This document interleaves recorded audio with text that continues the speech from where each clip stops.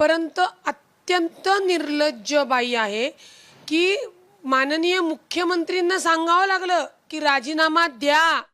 महाराष्ट्राच्या राजकारणात मोठी खळबळ उडवणारी बातमी समोर आली आहे। महिला आयोगाच्या अध्यक्षा रुपाली चाकणकर यांनी अखेर आपल्या पदाचा राजीनामा दिलाय।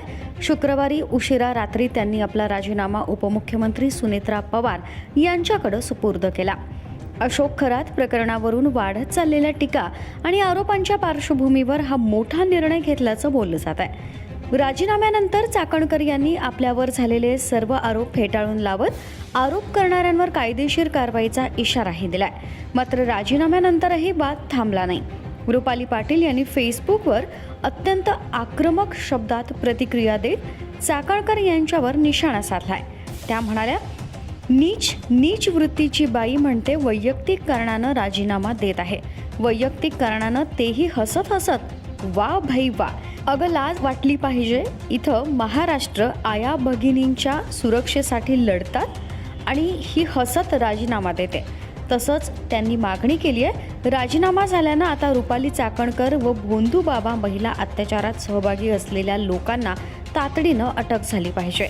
याचबरोबर त्यांनी आणखी एका पोस्टमध्ये म्हटलंय, भोंदू खरात बाबाला आयोगाची साथ, लाज सोडली महिला आयोगानं, तिला द्या लाथ। तसंच राजकीय टोला लगावत त्या म्हणाल्या, रुपाली चाकणकरांच्या राजीनाम्यानं अजितदादा यांना शांती मिळाली असेल। नासावलेला महिला आयोग, कीड लागलेल्या आयोगाचा राजीनामा घेतल्यानं महाराष्ट्रातील अजितदादांच्या बहिणींना सुरक्षित भावना दिल्यानं मुख्यमंत्री साहेब, उपमुख्यमंत्री सुनेत्रा वहिनी, उपमुख्यमंत्री शिंदे साहेब धन्यवाद। दरम्यान या घडामोडींमुळे राज्यातील राजकीय वातावरण चांगलंच तापलंय। आता या प्रकरणात पुढं काय घडणार, कोणावर कारवाई होणार का आणि या वादाचा राजकारणावर काय परिणाम होणार याकडे सर्वांचं लक्ष लागलंय। Bureau report, Maharashtra news 24।